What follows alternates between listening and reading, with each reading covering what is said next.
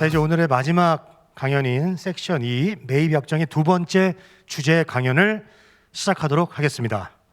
주제는 사례로 짚어보는 매입 약정 사업이 되겠습니다. 진행에는 계속해서 LH 주거복지사업처 강태영 차장님께서 수고해 주시겠습니다.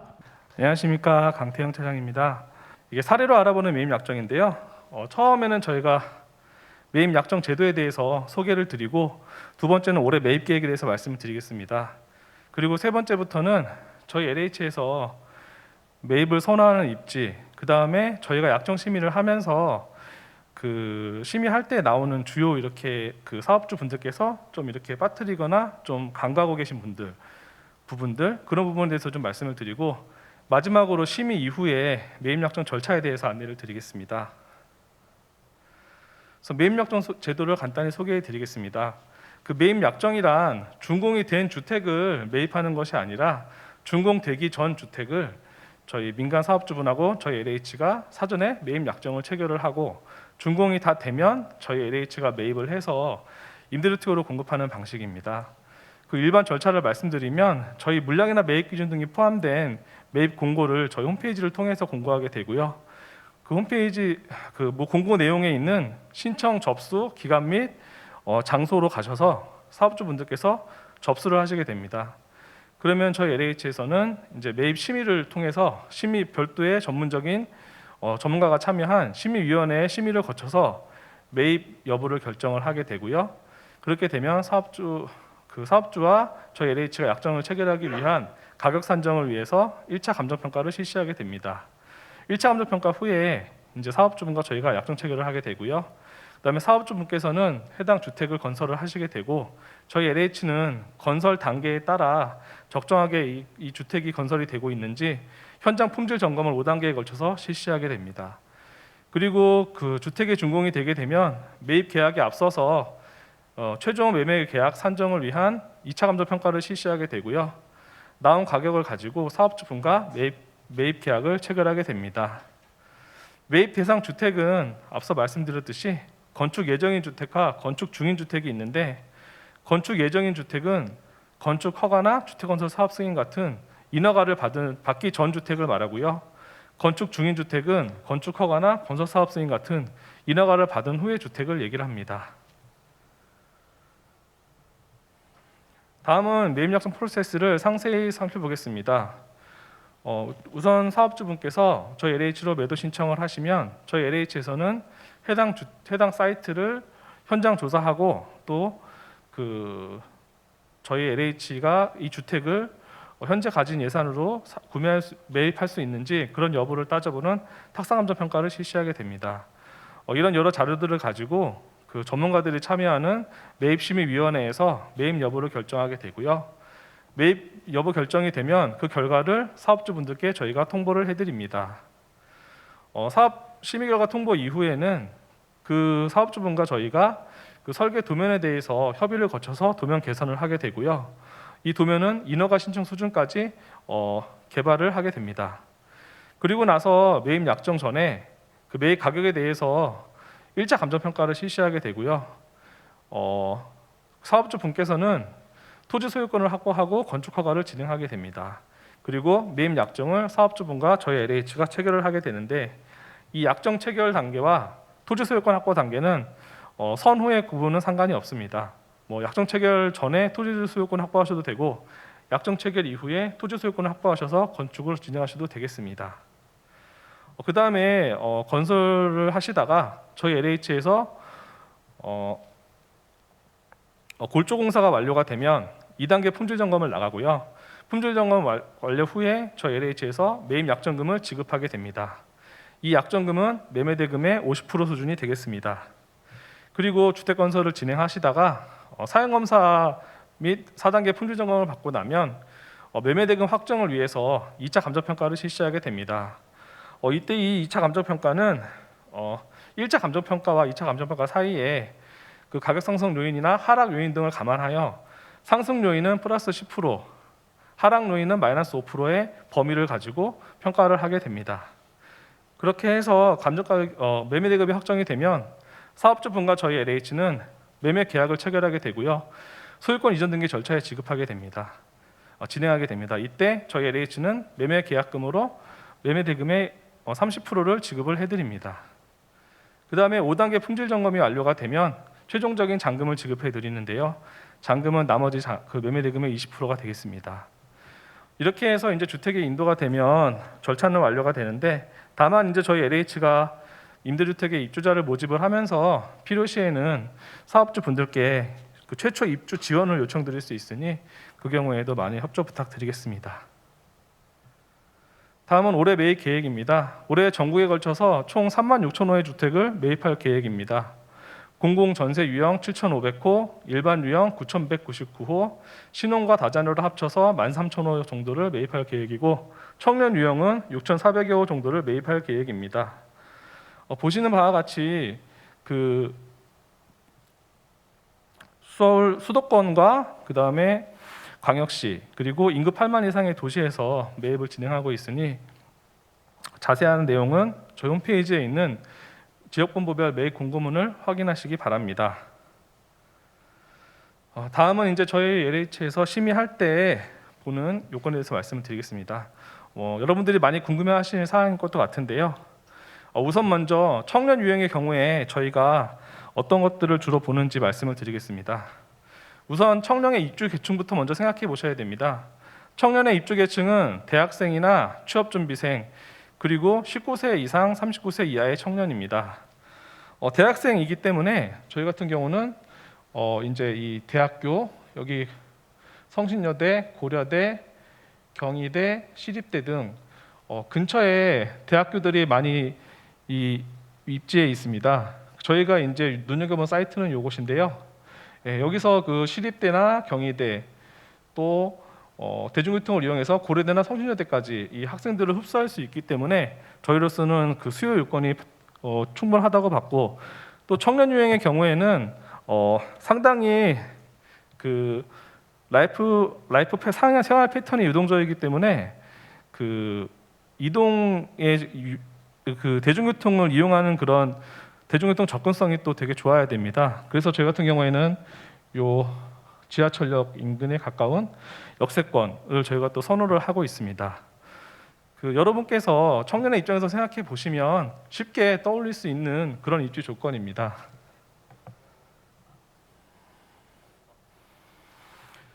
다음 이 물건도 청년인데요. 보시면 여기는 부산인데 부산대학교 캠퍼스가 바로 그 남쪽에 위치해 있습니다. 그래서 부산대학교에 있는 대학생들을 흡수할 수 있고요. 또 NC백화점 같은 이런 것들도 생활 편의시설이 위치해 있어서 그 청년들이 문화생활이나 이런 것들을 하기에도 용이한 그런 입지입니다. 또한 장전역이 바로 옆에 있기 때문에 대중교통 접근성도 우수하다고 하겠습니다. 참고로 제가 말씀드리는 이 장소들은 이 사업 설명을 위한 예시이고요. 실제 매입 심의와는 관련이 없으니 그 점은 참고하시고 보시면 되겠습니다. 다음은 이제 저희가 보통 일반 유형이나 신혼부부, 공공전세, 다자녀 여러 그 유형에 대해서 걸쳐서 좀 우수한 입지라고 생각하는 그런 사이트인데요.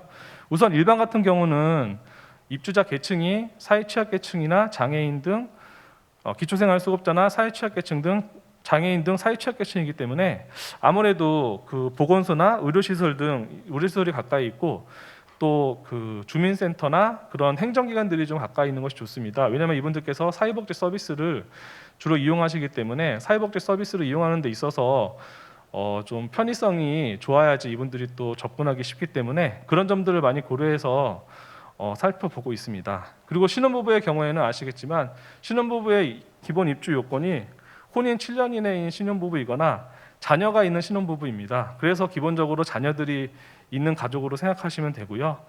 그 가족에 있는 자녀들이 보통 중고등학생들은 이제 어느 정도 성장을 해서 학교에 다닐 때 접근성이 크게 중요하지 않을 수 있지만 초등학생 이하인 경우에는 학교의 접근성이 중요합니다. 그래서 저희 같은 경우는 신혼부부 주택의 경우에는 초등학교나 또는 유치원 같은 초등학교 이하의 그런 교육 시설이 얼마나 접근성이 좋은가 이런 것들을 또 중요한 요소로 생각을 하고 있습니다. 공공전세는 신혼부부와 유사하다고 보시면 되겠습니다. 무주택 중산층을 고려 대상으로 했기 때문에 4인 이하의 가구를 저희가 전제로 해서 4인 이하의 자녀가 있는 가구를 저희가 주요 타겟층으로 생각을 하고 있습니다. 그렇기 때문에 신혼부부처럼 학교에 대한 접근성이 좋거나 교통 요건이 좋은 곳, 그런 것을 생각하고 있습니다. 제가 지금까지 말씀드린 것을 요약해 보면 그 교통 접근성이 양호한 곳, 그 다음에 초등학교 인근, 여기 푼업초등학교도 있고요. 그 다음에 여기 바로 옆에 아산병원이라든가, 그 다음에 올림픽공원 같은 문화시설도 가까이 있습니다.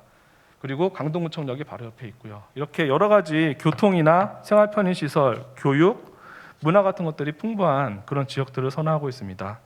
사실 여러분들이 잘 아시겠지만 입장을 바꿔놓고 여러분들이 거주하시고 싶은 곳이 어딜까 생각해 보시면 그 거주하시고 싶은 곳이 저희 LH가 그 매입하고 싶은 그런 입지여건이기도 하다고 말씀드릴 수 있겠습니다. 다음은 설계 관련해서 나오는 그런 요건들을 팁을 드리겠습니다. 먼저 공통적인 사안인데요. 참고로 여기 나와 있는 도면들은 말씀드렸다시피 사업 설명을 위한 예시이고요. 실제 매입 심의와는 관련이 없음을 안내드리니 참고하시기 바라고요. 일단 설계 검토를 위해서는 구체화된 설계 도면이 필수입니다. 이 설계 도면을 제출을 하셨는데 지금 보시는 것과 같이 이렇게 이 모호한 설계 도면을 이렇게 저희한테 제출을 하시면 저희가 어떻게 의견을 드릴 수가 없거든요. 보시면 아시겠지만 기본 세대 내에 표현들도 제대로 안 돼 있고 창호도 안 돼 있고 화장실도 표시가 안 돼 있고 표시가 전혀 안 돼 있습니다.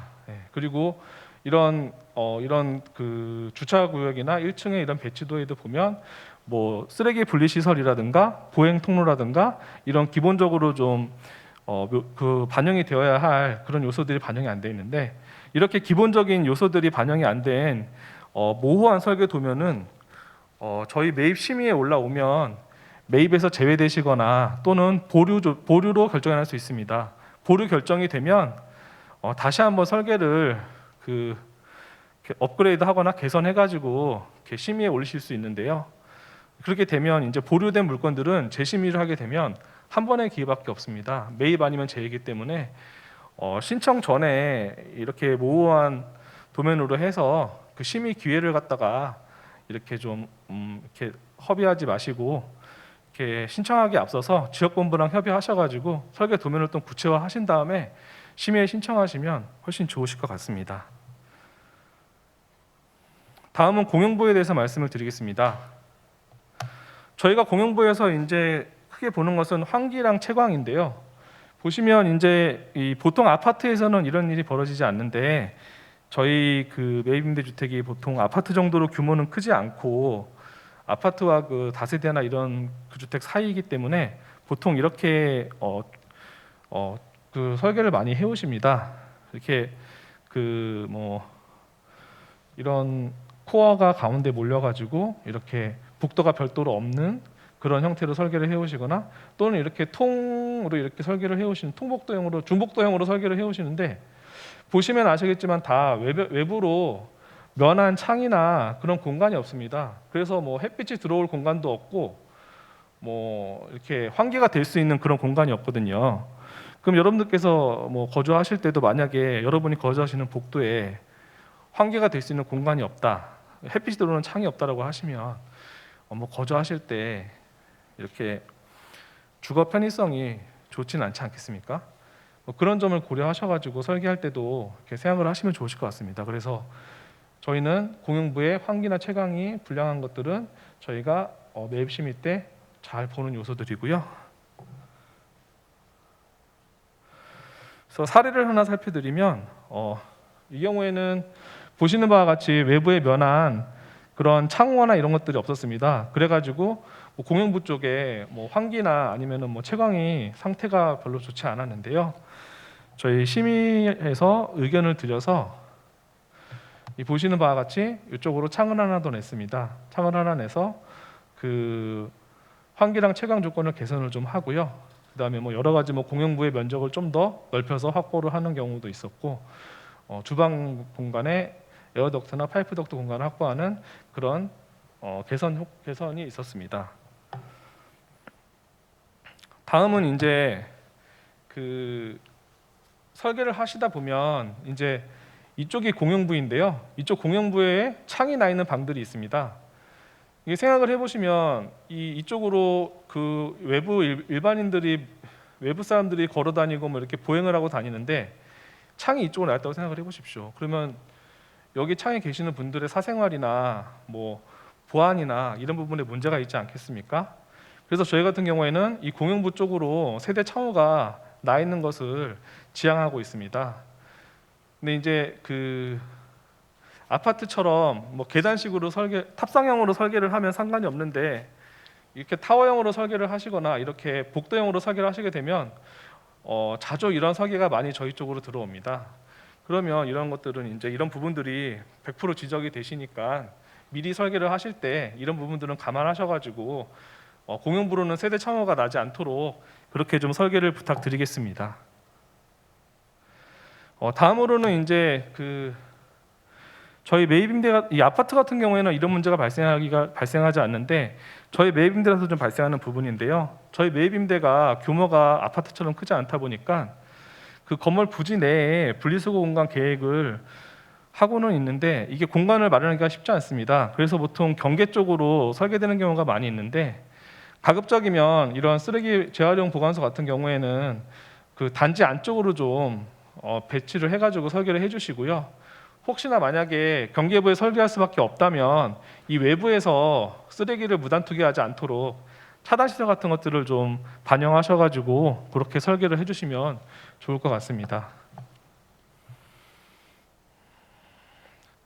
다음은 엘리베이터 한쪽 솔림입니다. 보시면 아시겠지만 여기 이렇게 설계된 세대들이 많이 있는데 엘리베이터는 요 왼쪽 한쪽에만 지금 몰려 있습니다. 여기 있는 분들이야 이용하시기 편하시지만 이쪽 끝에 계시는 분들은 이용하시기 굉장히 불편하시겠죠. 이런 경우에도 그 저희 입장에서는 엘리베이터 위치를 요 가운데로 옮기시거나 아니면 별도로 이쪽이나 이쪽에 엘리베이터를 추가 설치를 하거나 이런 식으로 의견을 드리고 있습니다. 그 여러분들의 입장을 바꿔놓고 생각하면 이렇게 생각하실 수 있는 그런 부분입니다. 예. 모든 입주자분들이 편안하게 엘리베이터를 이용할 수 있도록 해야 되기 때문에 그런 부분들 간과하지 말아주셨으면 좋겠고요. 여기 있는 사례도 마찬가지입니다. 이렇게 많은 유닛들이 설치가 돼 있는데 엘리베이터는 이쪽에 딱 2개만 몰려 있습니다. 예, 이런 경우에도 당연히 저희 쪽에서는 설계 개선을 부탁을 드리고 있습니다. 다음은 주차 계획입니다. 주차 계획 같은 경우에는 보통 이제 그 좁은 부지의 면적에서 그 주차 계획을 좀 계획하시다 보니까 어쩔 수 없는 부분이 있을 거라고 생각이 들긴 하는데요. 그래도 이게 차량이 서로 교행이 될 수 있어야 되고 차량 진출 입구에 이렇게 바로 맞닿아 가지고 주차하는 공간이 있으면 아무래도 사고의 발생 위험성이 좀 있을 수 있거든요. 특히 지금 이 부분 같은 경우는 이쪽으로 해서 차량이 들어오는데 이 폭이 과연 차량이 2대가 교행할 수 있는 폭이 되느냐 그런 부분에서 좀 여러 가지 지적들이 좀 있었습니다. 그래가지고 그 진출입로를 아예 바꿔서요 이쪽으로 차량이 진출할 수 있게 그렇게 했고 또 도로도 요 3m 도로보다는 이쪽에 이 8m 도로가 더 접근성이 좋기 때문에 이쪽으로 이렇게 접근할 수 있도록 그렇게 주차장 진출입 계획을 수정을 하였습니다. 다음은 주차장 내 보행자 동선 계획입니다. 보통 설계를 하시게 되면 주차 계획은 잘 이렇게 해오시는데 보행자 동선 같은 경우를 이렇게 좀 간과하시는 경우가 많이 있으십니다. 근데 저희도 뭐 건축사님 얘기를 들어보거나 하면은 이 차량과 이 보행자의 동선이 분리가 안 되면 인허가에서도 문제가 있을 수 있다는 얘기를 하시더라고요. 그래서 이 보행자 동선은 이 차량의 동선과는 분리가 될 수 있게 이렇게 별도로 독립적으로 이렇게 설계를 해주셔야만 좋으실 것 같습니다. 이게 인허가 사항에도 반영이 되기 때문에 저희한테 이렇게 해가지고서 심의 통과가 된다고 하더라도 인허가 사항에서 만약에 이게 바뀌게 되면 그 심의 그 약정 체결된 조건에 따라서 저희랑 약정 체결된 조건을 맞출 수 없기 때문에 그렇게 되면 약정이 해지가 될 수도 있거든요. 그러니까 처음에 설계를 하실 때 그런 부분을 감안하셔가지고 설계를 해주시면 좋겠습니다. 다음은 주차장 램프 안전 확보 부분인데 이것도 말씀드렸듯이 차량 교행을 위해서 이제 램프 폭이 확보가 되지 않은 그런 경우입니다. 여기 보시면 이게 지금 그 램프 설계를 해오신 건데 요 램프로 차량이 2대가 지나가기가 쉽지 않아 보입니다. 예, 여기도 마찬가지고요. 이렇게 돼 있는데 차량이 이만한데 2대가 과연 여기를 서로 교행하면서 지나갈 수 있을까? 예, 그래서 이런 경우 이런 설계들은 좀 지양을 해주시고, 그리고 이 경우에도 지금 지하 주차장으로 맞나? 하여튼 지하 주차장으로 이렇게 진출입하는 그런 램프인데 이쪽에 이렇게 주차장이 구획이 돼 있습니다. 그러면 주차되는 차량과 이렇게 지나가는 차량들이 서로 이렇게 충돌이 있을 수 있습니다. 굉장히 위험한 계획이고요. 이런 것들은 이 주차면을 삭제를 해가지고 안전을 확보해 주시면 좋겠습니다. 다음은 이제 기계식 주차장 관련된 내용인데요. 기본적으로는 자의식 주차를 저희는 원칙으로 하고 있습니다. 다만 예외적으로 기계식 주차장 설치를 인정을 해드리는데, 기본적으로 이제 지방은 다 자주식이고요. 서울 수도권의 그 역세권만 저희가 청년용에 대해서 일부 이제 기계식 주차장을 인정을 해드리고 있고요. 다만 50% 이하로 계획을 하셔야 되고, 그 세대수에 따라서 150세대 미만의 그런 주택의 경우에는 50% 이하로 계획하되 20대 미만인 경우엔 저희가 우대를 해드리고 있습니다. 그리고 중요한 것은 기계식 주차장을 설치를 하시더라도 기계식 주차장이 소형차뿐만이 아니고 SUV나 그 대형 차량 같은 그런 RV 차량들이 진출입이 가능한 설비가 설계에 반영이 되어 있어야 됩니다. 그래서 기계식 주차장 설비의 활용도가 높지 않으면 또 그 부분도 저희 매입할 때 그 중요한 요건이 될 수 있으니 미리 설계하실 때 반영해 주시기 바랍니다. 다음은 세대 계획입니다. 이런 경우도 좀 많이 있는데요. 보통 이제 한 층에 그 청년형 원룸하고 그 신혼부부형 투룸을 혼합해서 이렇게 설계를 해주시는데, 생각을 해보시면 청년들과 아이를 가진 신혼부부들은 생활 패턴이 다릅니다.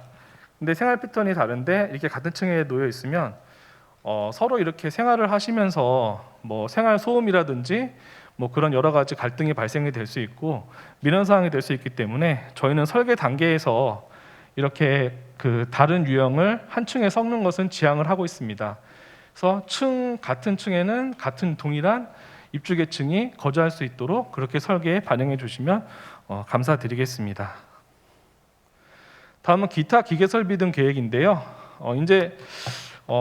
보통 이제 설계를 하시게 되면 에어덕트나 파이프 덕트 같은 그런 ADPD 계획이 공간이 제대로 반영이 안 되는 경우가 많습니다.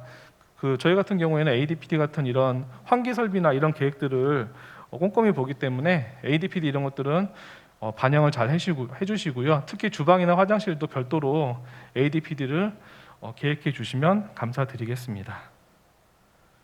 다음은 커뮤니티 시설입니다. 커뮤니티 시설이나 경비실 관리사무소 의무 설치 기준은 커뮤니티 시설은 30세대 이상, 경비실은 50세대 이상, 관리사무소는 150세대 이상으로 저희가 그 매입 약정 공고문에 가이드라인이 나와 있으니 그 부분 참고하셔가지고 이 부대 시설 누락되지 않도록 이렇게 좀 신경 써주시면 좋겠습니다. 요거는 예시인데요.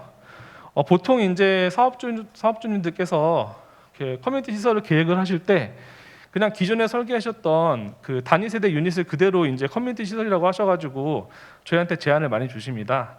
근데 그런 것보다는 좀 더 신경을 써주셔가지고 뭐 신혼부부의 경우에는 보시는 것처럼 아이들봄 시설로 이렇게 특화 설계를 해서 저희한테 제안해 주신다거나 그러시면 좀 더 저희 입장에서 좋을 것 같고요. 또 청년주택인 경우에는 이렇게 창업 지원 공간, 커뮤니티 시설을 창업 공간으로 이렇게 활용을 해주시고 또 이 창업 공간과 같이 옥상 휴게 공간도 만들어서 여기서 이제 창업 관련해서 활동을 하고 여기서 휴식을 하고 이렇게 좀 테마가 있는 그런 커뮤니티 시설을 제안해 주시면 더욱 좋을 것 같습니다. 이상으로 저희 그 매입 심의하면서 이렇게 입지나 설계에서 주요 이런 팁 같은 것들을 말씀을 드렸고요. 이제 심의 이후의 절차에 대해서 설명을 드리겠습니다. 주요한 것들만 설명을 드리겠습니다. 먼저 매매 대금 결정은 저희 1차, 2차 감정평가 2회를 실시하는데 매도 신청자분과 저희 공사가 선정한 2개의 법인이 평가한 금액을 평균해서 내고요. 그 다음에 매도 신청자께서는 감정평가 법인 중에서 평가사까지 이렇게 정해서 신청을 하실 수 있습니다. 그리고 앞서 말씀드렸듯이 2차 감정 평가 시에는 상한 기준은 상승 요인은 플러스 10%, 하락 요인은 마이너스 5%로 말씀을 드렸습니다. 그다음에 약정 체결을 하게 되면 저희가 요청을 통지한 다음에 3개월 내에는 꼭 약정을 체결해 주셔야 되고요. 뭐 부득이한 사유가 있으실 경우에는 주택 규모가 50% 미만인 경우에는 최대 1회, 50% 이상은 최대 2회까지 저희가 약정 기간을 연장을 해드립니다. 그 다음에 약정 체결한 후에 단순 변심이나 약정 소송의 해약 사유로 해서 해약을 하시게 되면 위약금이 부과될 수 있으니 그 점 유의해 주시기 부탁드리겠습니다.